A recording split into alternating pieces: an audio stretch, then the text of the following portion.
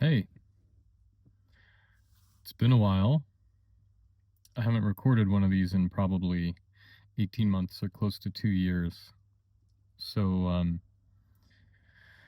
I'm doing it in a very fancy backdrop, obviously, sitting in my car where it's kind of quiet. But I wanted to drop a line and say hello to those of you who are still subscribed to the channel. I was surprised to see how many folks were still on here and a part of the community. Um, and I'm grateful for that. So I wanted to just give you an update as to what's been going on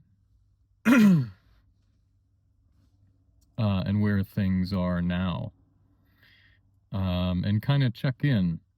So when I last left off, I think it was shortly after doing some cancer treatment.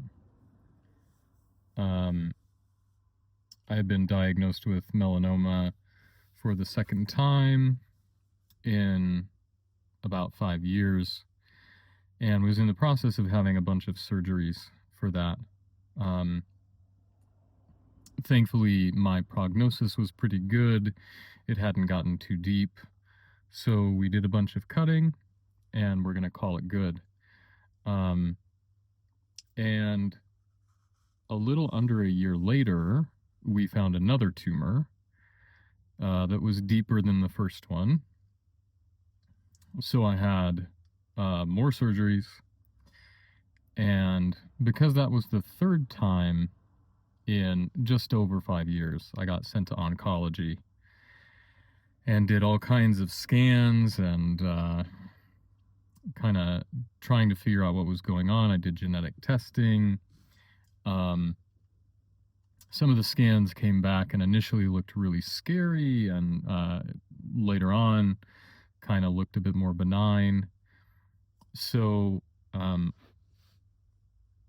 where we've landed as of now is that I seem to be free of the disease.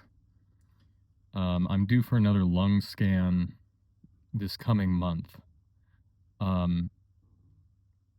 But if that comes back clean, I might be off the hook for a little bit.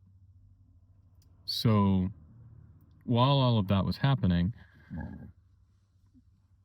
in conjunction with my job, things have been really quite busy in terms of recording videos for this channel.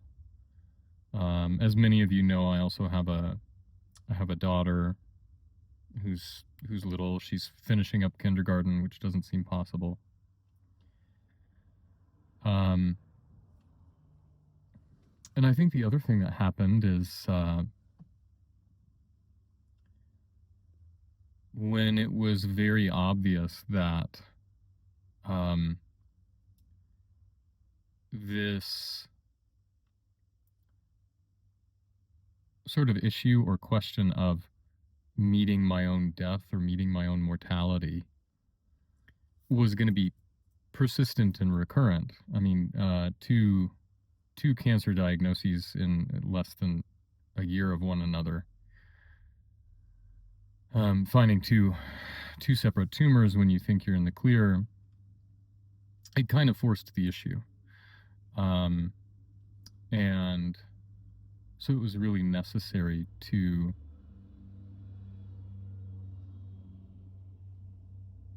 quiet down.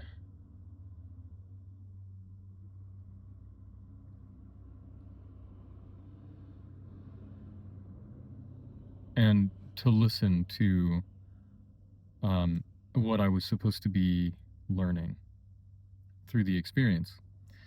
And I think one of the things that came through that experience is the sort of very obvious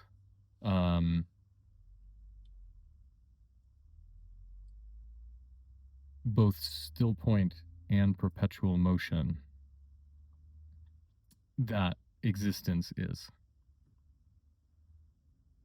um, that there is never this sort of imaginary arrival point, even in death, as we tend to think of it. And at the same time, there is a view, maybe, or frame of reference, or um, suchness or isness that never ever changes, regardless of kind of relative circumstances. Um, so it also brought up a lot of fear. It brought up a lot of um, resistance and grief, and mostly grief, probably mostly grief. Wondering what was going to happen to my family. Um, but fortunately, for now, seems like things have stabilized. So, um, so I don't know how often I'll be back here. Um, I think probably just if questions come up, uh, I'm around. And some of you have been kind enough to check in with me over the past couple of years as I've been away, which I very much appreciate via email. So thank you for that. But I think that the the sort of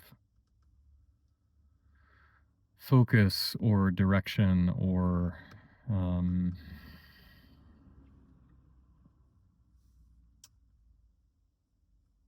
hmm, process that's happening now is one not so much of explaining what it means uh, to be on the other side of an imaginary finish line as far as awakening or self-realization or any of the terms we want to use for this, but to realize that at least this is my current experience, that there is no such thing as anyone who is awakened. If we can talk about anything that is awakened or enlightened or anything like that, it's in the form of a verb. It's in the form of an action in the world. And that seems particularly prescient and important now. Uh, Action that is propelled by and motivated by what realization entails as far as the unity of being, or not two-ness of being, if you prefer, and the compassion that is an inherent piece of that. That seems to be the point as of late.